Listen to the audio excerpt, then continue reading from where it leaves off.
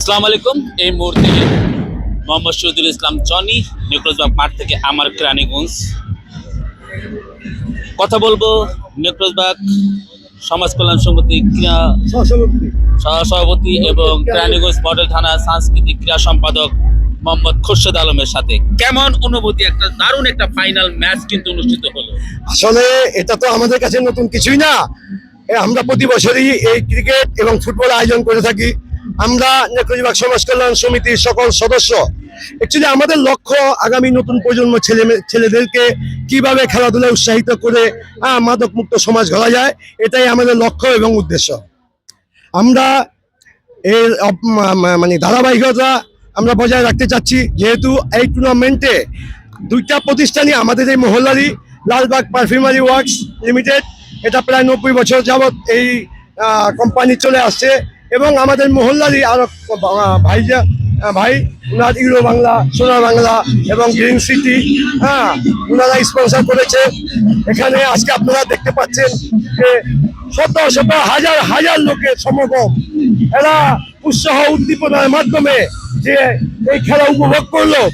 এতে করে এইভাবে যদি আমরা আগামী দিনে এভাবে আরো টুর্নামেন্ট বেশি বেশি করতে পারি, তাহলে আমাদের সমাজে আমরা মাদক মুক্ত করতে পারবো বলে আশা করি। কারণ বর্তমান যুগের ছেলেরা বেশিরভাগই মোবাইলে আসক্ত, এরা খেলাধুলায় তেমন একটা উৎসাহ প্রকাশ করে না। বিদায় আমরা নেকরোজবাগ সমাজ কল্যাণ সমিতির সকল সদস্য আপ্রাণ চেষ্টা করে, আমি প্রথমে নেকরোজবাগ সমাজ কল্যাণ সমিতির সকল সদস্যবৃন্দকে আন্তরিক ধন্যবাদ জানাতে চাই।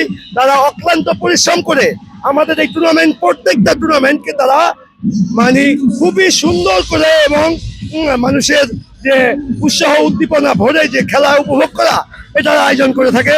তাই আমি প্রত্যেকটা সদস্যের কাছে কৃতজ্ঞতা জানাচ্ছি।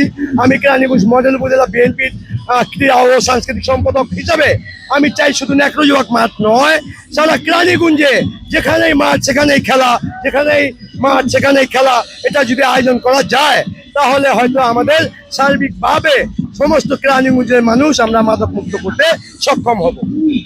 এটাই একটা কথা বলতে গেলে, ঢাকা স্টেডিয়ামে যখন খেলা হয় বিপিএল ক্রিকেট টুর্নামেন্ট গুলো হয়, বিপিএল এর চাইতে বেশি দর্শক কিন্তু আজকে নেকরোজবাগ মাঠে উপস্থিত হয়েছে দূর দূরান্ত থেকে। এবং স্টেডিয়ামের বাইরে যে ভবনগুলো থাকে, স্টেডিয়ামের বাইরে ভবন থেকে কিন্তু বিভিন্ন দর্শক কিন্তু ওই ভবনগুলোতে খেলা দেখে। সেরকম কিন্তু একটি দৃশ্য দেখে মহিলা দর্শকরা কানায় কানায় বিভিন্ন ভবনের দর্শকে তারা মাঠে বিভিন্ন ভবন থেকে তারা খেলা দেখছে। এটা অনুভূতি কেমন লাগছে আপনার? এটা অনুভূতি আপনি জানেন যে আমাদের এই মাঠের ভিউ খুবই সুন্দর, অত্যন্ত সুন্দর একটা ভিউ।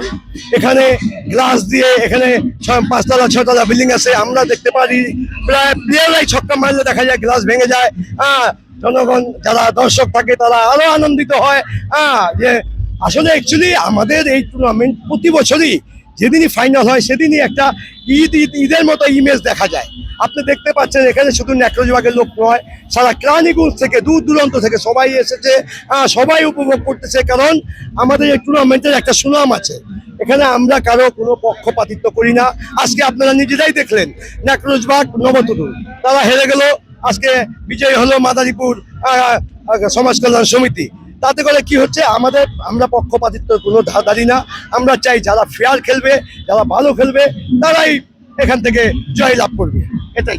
দর্শকদের উদ্দেশ্যে কিছু বলুন যে এত এত দর্শক, হাজার হাজার দর্শক আজকে মাঠে উপস্থিত হয়েছে, এবং স্টেডিয়ামে গেলেও কিন্তু এর চাইতে কম দর্শক দেখা যায়, আর চাইতে বেশি কিন্তু আজকে দর্শক হয়েছে এই নেকরোজবাগ মাঠে। কেমন অনুভূতি? অনুভূতির কথা তো বুঝায় বলতে পারবো না ভাই, কারণ আপনি নিজেই বলতেছেন যে এখানে যে স্টেডিয়ামের থেকে বেশি দর্শক হচ্ছে।